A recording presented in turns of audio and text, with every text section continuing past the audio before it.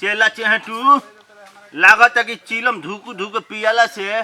दामा हो जी रे दिन भर पियम तो ऊ तो बा ए गुरुजी पैट खरका के तनी चटक मटक मिलत रहेला गुरुनु तो मन हरियाई रहेला चिलम चूस के। बार चेला लपेटुआ मन के बातें छीन ले अब लागत गुण हमार तोरा में तनी तनी सटता। अरे माय दाई करो तोहरा गुण के तारा जोर जोर रही नु भूखाई मर जाई पैट खरका के हो। ठीक कहत रे जब से हई मीडिया वाला हई घिचत तरन सन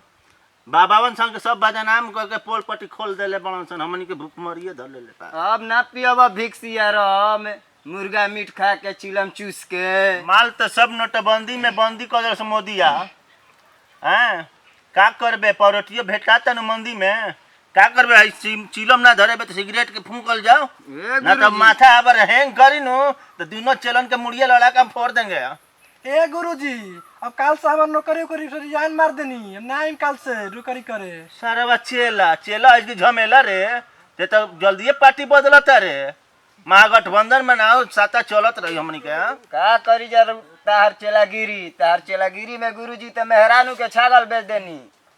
ली है सिगरेटवा देनी है धराई कम से कम कहाँ धरैले बड़ा बरतो बा ससुर के नाती लइका ना बैठतावत रह के बाबा हमार करवा द लइका करवा दे त तुनु पार्टी बदलत रह दोनों एकदम लहेड़े गुरु चेला मिल बड़ा सकार है। अरे बाबा अपन ई बातचीत छोड़ी आई 4 के बिस्कुट ली आ 10 लोटा पानी पी यही पर दिन गुजारे के बाद पैट खरका के बाहर चेला चेला हो गए तो तोरे ऐसन बड़ी बाबा के ध्यान देता रे कहाँ से ले रे का करो हे बाबा राउत कमांडलवा बेच देला सा आज खरौंगा बेच देला सा ऊ। अरे कहत नहीं कमंडल कहाँ नइखे लौकत न खराऊ सारा बा दोनों हे हरे बांस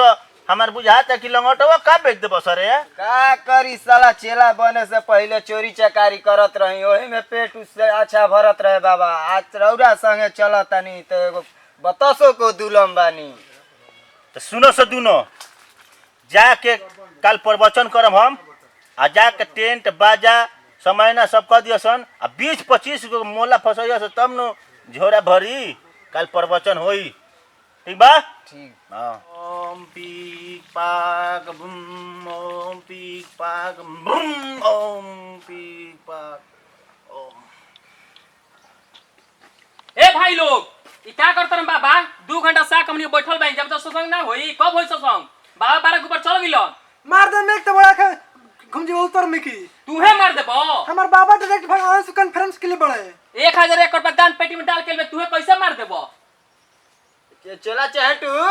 ले चले करे का खोपचा में ओई जे चिलम चूस के करा के दिखा दियाई ले चलो ले चलो भाई ठीक हो तो बाना भाई चहटू इनके के ले चल खोपचा में ले चल ले चल ले चल ले चल ले चल कहां ले चल खोपचा में ओए ना ले चल भाई चहेटू बाबा हम गुरु हम तो काम खराब कर दिहन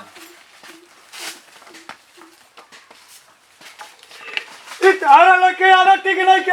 हम सिपाही भी जा कर शिकायत तार लोग रंगदारी ठीक बना तू जा तो सिपाही है पहले ही से एदे बैठल बाड़े इनकरो के खाए पिए दे देल बन जामनी के दादा भाई चुपचाप बैठल हो ठीक है बा बुढ़ावा में ढुक कौन हरे हमर शांति भंग कर देलस हम आंख से ताकीला तो गभना जाला रामबा हऊ की मेनिका हऊ कोमल काया पहनले बारू लाल जोड़ा साया मन करता उघार के डाल बाक बैठ ते हूँ समय एतरे ऊ है डालम तोरा के ज्ञान के बात सिखाईम ज्ञान बच्ची ज्ञान ए बाबा और बहे लगल पानी खरका के उकर है पसेना ए बाबा और का हाका से दोनों अपने पे बेना कहे ना चुई बाबा का पैसा ना लागत अब तो दोनों के ले वहीं का परी हमारा का है बाबा परीक्षा दोनों का बुझा तो ज्यादा महंगाई में मन लगता जाना तेरे भाई बाबा हमनिए के पीछे क ले बाड़ा ले ले बिन दुबर में बड़ा सो तोनी के दोनों ए बाबा अरे ओरा 3 घंटा हमनी के देती हो गल है डाढ़ पीटे मने दुखाए लगले बाबा तनी पर बचन करी अब बुढ़िया हमन इंतजार ताकत हो ये बाबा चलवा जाके सब से सामान पर जो भी हो के सिकड़ी नथिया कनवाली जो भी हो के कहीं से कैप्चर कर लेके सुनो सुनो रे अपन अपन सब कैप्चर करवाओ सन हमरा के 10 सन लिया सर रे अरे दे वो दकले बाड़ी आज बार सिंगार पटार क के देते नहीं खूब लिया लिया है ना लिया हम तो देवे के तैयार बनिए बाबा सब चल जाए तो दिया दो तू कुछ ले ले बड़ी ई सब गलती बात होता बाबा ई कही थी हो ई सब देवे खातिर हम त ना देम काहे न देबो ए बबुआ दे द कुली अल्लाह तो पाइटो तार खोलवा लिए लगे बबुआ नाय बाबा ये तो हमर ससुरारी के धन अंगूठी मिलल बा एगो चांदी के कारा जा दो बबुआ दे दो वो दे दो न तो बड़ा दिक्कत हो जाए बबुआ का रे चलवा टेलर ना देखैला से करा के टेलर देखावा सन आए बबुआ चमका के ले ले ले ले तो चल ए गुरु बाड़ा एक खोले पिए बा हो अरे तो बढ़िया जनी हुरा के लसन होने आए बबुआ ई का करो तो लो चल चल मिल गइल बाड़ा खोले बड़ी है हर बा हो खोले पिए ले रहे बाड़ा अब कथा स्टार्ट होई बाबा जैसे कहते सुनो बलकारी बाबा की बलकारी बाबा की अभी ना अभी ये हमारे के परमिशन बढ़ा दे बोलो अस्थिर रहो हाँ तो चेला एम चेलाई भक्त और भक्ताइनो सभी लोग प्रेम से बोलो बलात्कारी महाराज की प्रथम अध्याय अब स्टार्ट होता प्रेम से सुनो लोग कथा गुरु शुरू करो तनी अयोध्या के दरबार लागल बा ध्यान से सुनी हलो काहे कि नया हम ऐसी हैं अघर पंथी शुरू करत तनी अयोध्या दरबार लागल बा द्रौपदी रो रो के कहतारी अपन आराध्य देव रामचंद्र के बुलावतारी हे प्रभु आप कहाँ हैं हई दुष्ट पापी दुराचारी रावण हमार साड़ी घिंचता 1 मिनट बाबा ई का सब हुआ गलती रवा बोलता नहीं चुप भाई हम प्रवचन देता नहीं के ते देबे मगर ई तो सर गलती बा चुपचाप बैठ सुन का हो गई बबुआ पता है बाबा ज्यादा भाई तेज बनता खोपचवा में कमे काम हो रहा है सुनो सुनो हाला ना साड़ी अयोध्या में खिंचाओ ठीक साड़ी अयोध्या में या हस्तिनापुर में खिंचाओ या दुशासन खींचो या रावण तोरा बाप का क्या जाता रे तोरा बाप का कुछ जाता प्रवचन सुन चुपचाप ठीक अब अगला पार्ट आओ है से ए बाबा तले जल्दी जल्दी रामायणवा पढ़ी हमारा मतलब कि गैस के बीमारी भइल बटे तले जल्दी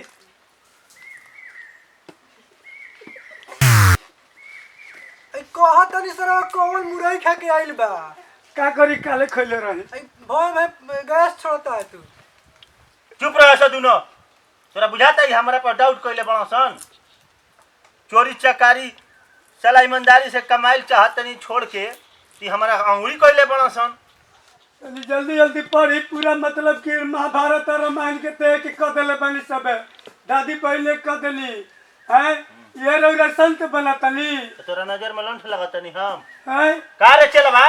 दोनों बदमाश हो गल खातिर बस बाबा नहीं के देवी हाथ में ढुका के मार बाबा वो खो में मारो वो खो में अरे बाप रह दे भर भर हो जाए अरे हमर चैसा माला केने चल गई हमर चैसा माला मिल गई आओ है ना आओ हाँ तो शांति बनाओ लोग ढेर लड़ लो लोग अब दूसरा अध्याय स्टार्ट होता ठीक बा अयोध्या के प्रथम खंड में अयोध्या के प्रथम खंड में शुरू करतनी हम सीता मैया अपन कुटिया में बैठल बाड़ी तबले कंस आवता कहता माँ भिक्षा देहिम बाबा किन रुपया गलती बोलनी उकर है कौन से भीख ना मांगते रामा जाके भीख मांगत रहे देखते हैं तेज बनते रे तोरे चूना कटले बा शांति ले बैठा रखे नाते कुकु कूदते हे बाबा